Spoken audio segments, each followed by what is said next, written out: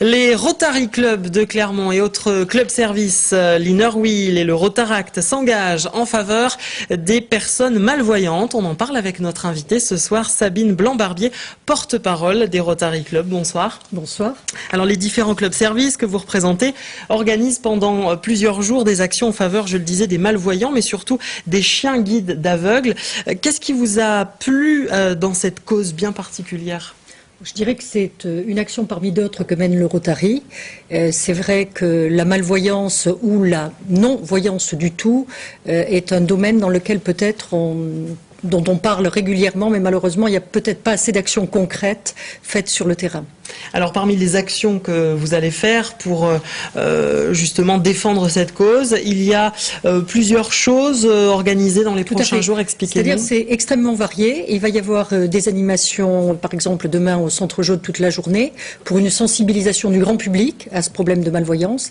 Il y aura une conférence sur l'art contemporain, là encore tournée avec une œuvre d'Yves Guérin qui va être une œuvre que l'on peut toucher pour des malvoyants, ce qui est intéressant.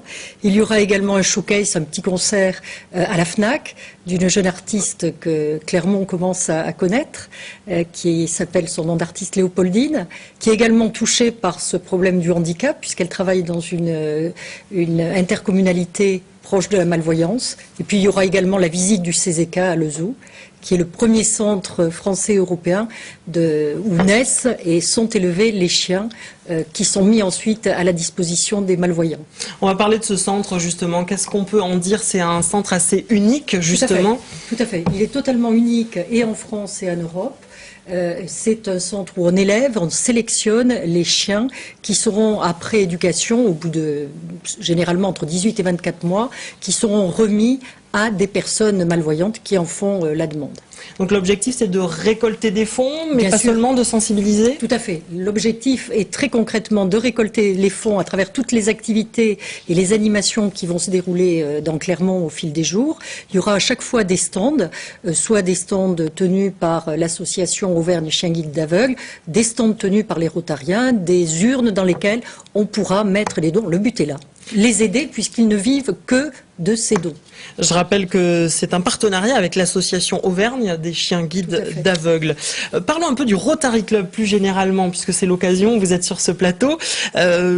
Expliquez-nous un petit peu ce Rotary, comment il fonctionne, qui en est membre. Alors, le Rotary est le premier club service dans le monde, créé en 1905. Aujourd'hui, il se développe sur tous les continents, alors qu'il y avait des continents et des pays dans lesquels il n'avait pas droit de citer. Nous représentons à l'heure actuelle 1 200 000 personnes dans le monde. Nous sommes fédérés au sein de clubs et c'est donc l'interclub clermontois qui a décidé de cette manifestation autour de la malvoyance.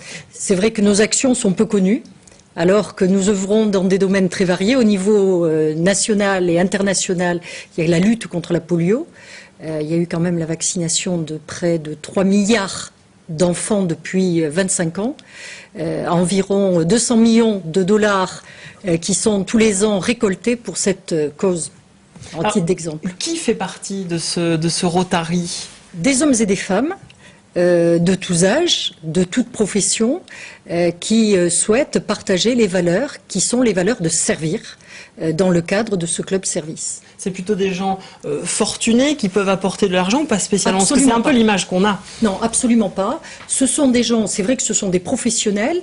Alors, postérieurement, une fois que les gens ont fini leur activité, il y a des retraités, bien sûr, mais qui étaient au départ des professionnels, d'une palette professionnelle extrêmement variée.